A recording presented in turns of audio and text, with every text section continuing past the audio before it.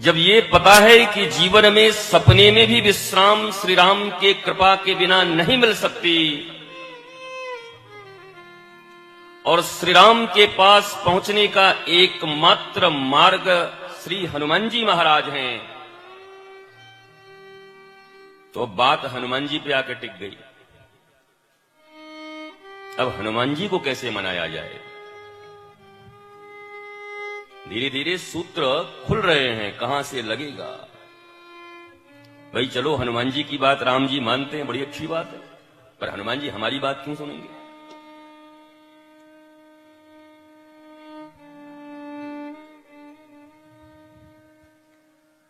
हनुमान जी हमारी बात क्यों सुनेंगे?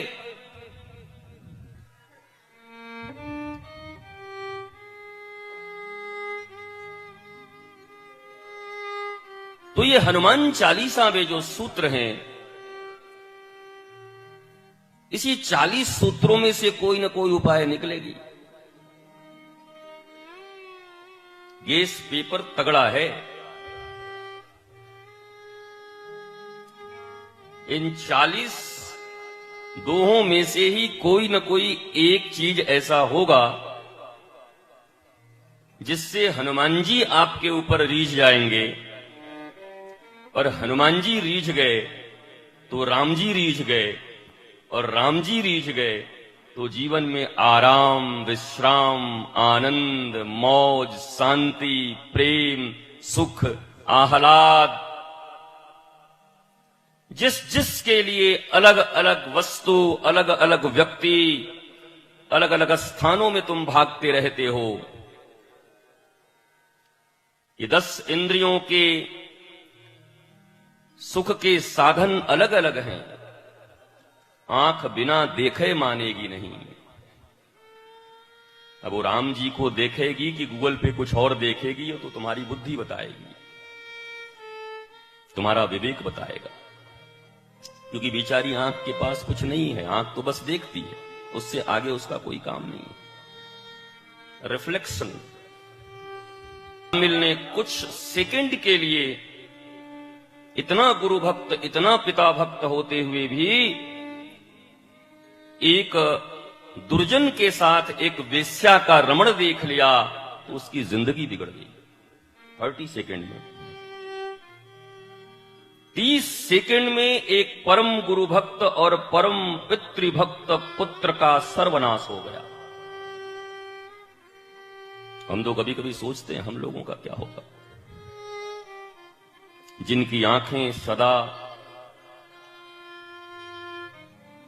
ऐसे ही चित्रों पर टिकी हुई है, चरित्रों पर टिकी हुई है, विचित्रों पर टिकी हुई है, हमारा क्या होगा? बर्बाद गुलिस्तां करने को बस एक ही उल्लू काफी है, और हर साख पे उल्लू बैठा है तो अंजाम गुलिस्तां क्या होगा?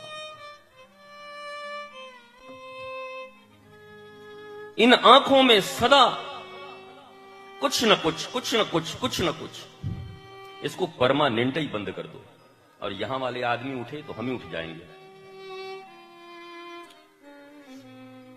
कभी कभी ऐसा होता है कि व्यवस्था बनाई जाती है कि आराम हो, अब पता चलता है व्यवस्था जो बनाई गई है वही डिस्टरबेंस का कारण बन गई।